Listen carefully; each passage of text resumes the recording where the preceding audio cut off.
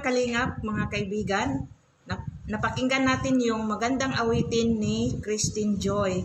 O diba? Honey My Love, so sweet. So napakagaling niya. Dahil nung in-interview siya ni Kuya Val ay simula bata pa lang daw si Christine Joy ay sumasali na siya sa mga amateur singing contest. So halatang sanay na siya. At kahit maraming tao, hindi siya nahihiya. So, abangan na lang po natin ang mga paglaban-laban ng mga 15 contestant. Ayan, 15 na kalahok, sabi ni Kuya Val. So, pang-tatlong kalahok ito si Christine Joy. Third contestant siya. So, pakinggan na naman natin yung pang-apat na kalahok. At makikita natin kung sino-sino yung mga pinakamagaling na siyang mananalo sa final. Kaya, pakinggan natin. Christine Yarte, kasali ka sa kantahan, ha? Kasali ka naman. Saan natuto kumanta? Ano na po, Palang pa lang. Ata ka na. Ha? O dito. Diyan lang. Mga kalinga. O dito na tayo. Negosyo mo yan? Yung microphone mo. Siguradong yung boses mo. So mga kalingap, ito nga pang apat na contestant po, apat na kalahon. Christine Yarte po. At ito po sa barangay Kawambugan. Aawit siya po, mga kalingap. Hindi ko alam kung magaling kumanta o ano ang kanyang natagong talento sa pag-awit. Bali natin mga kaibigan, di ba? Magaling po umawit. Pero pa siyang ihandang ano. may speaker pa talaga para ready. Galingan mo at may speaker ka. Opo, sige. Ha? Opo. Anong awitin mo ate? Iniibig po kita. Iniibig po kita. Ikaw ba may mga ikaw ba may anak? Opo, yan po yung pumunat. Ilang mga asawa mo? Ano po? Isa lang. Ilan? So ayan no, mga kalingap, si Christine Yarte, pang-apat na kalahok. So habang inaayos pa niya ang kanyang speaker, ayan, may speaker pa talaga ha. So abangan natin, pakinggan natin ang kanyang magandang awitin na Iniibig po kita. So natawa si Kuya Val sa Iniibig po kita. Ang totoong title niyan ay Iniibig kita. So ayan no, pakinggan natin ang awitin ni Christine Yarte. So ayan, alam kong napakaganda talaga dahil may speaker pa talaga siya no. Kakaiba siya kay Christine Joy dahil wala siyang speaker. Pero malalaman natin sa final kung sino-sino talaga ang pinakamagaling at pinakamagandang boses. Ayan, ituloy po natin. Christine Yarte sa awiting Iniibig kita. Go! Una sana pinagmasdan ang iyong ganda at hindi na nagsima bawat ngiti mo ay kaiba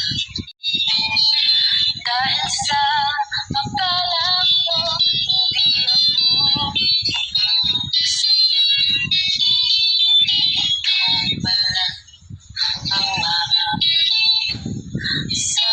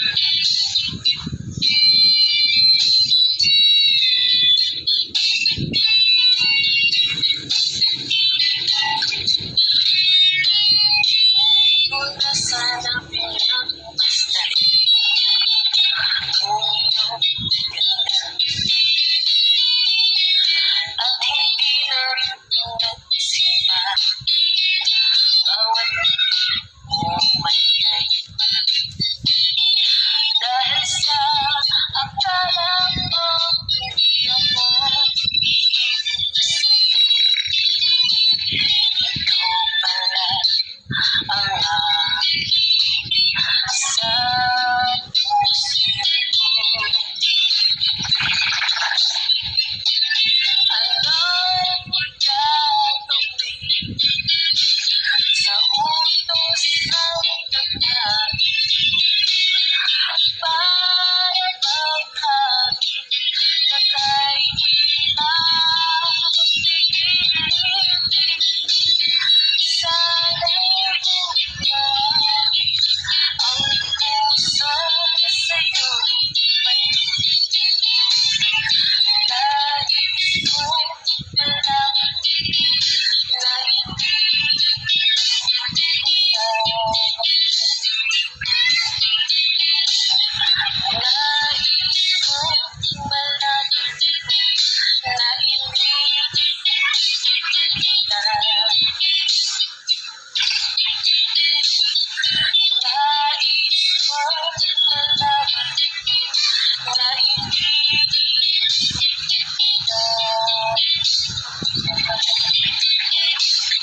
Salamat po. Thanks. Ayan. Mula na yan si Christine Yarte po sa kanyang mga naawitin. Christine, ito po yung kunting papalupag loob. Pampangiti, 1,000 peso. Thank you, Kuya Van. So ayan no, mga kalingap at mga kaibigan, kahit na hindi pa tapos ang hindi pa final yung mga awitan, yung mga amateur singing contest ay panalo na dahil pagkatapos nilang kumanta ay bibigyan ni Kuya Val ng 1,000. So kahit na hindi pa tapos yung labanan ay talagang panalo na dahil pagkatapos kumanta ay may 1,000. So, abangan na lang po natin yung kanilang final kung sino talaga ang magiging champion, o di ba? So, maraming salamat po sa inyong panonood at hanggang sa muli. At huwag nating kalimutan suportahan si Kuya Val Santos Matubang sa kanyang YouTube channel, Val Santos Matubang, at ang kanyang anak na si Kalingap Rab at ang kanyang butihing asawa na si Ate Edna Vlog. So support po natin ang kanilang mga YouTube channel. Kung sino pa yung hindi pa nakapag-subscribe sa kanila, i-subscribe na po natin sila at suportahan ang kanilang mga videos upload. Panoorin at huwag po mag-skip ng mga ads dahil malaking tulong po yan sa pamamagitan ng kanilang mga revenue at pantulong sa mga taong nangangailangan. At so hanggang sa muli guys.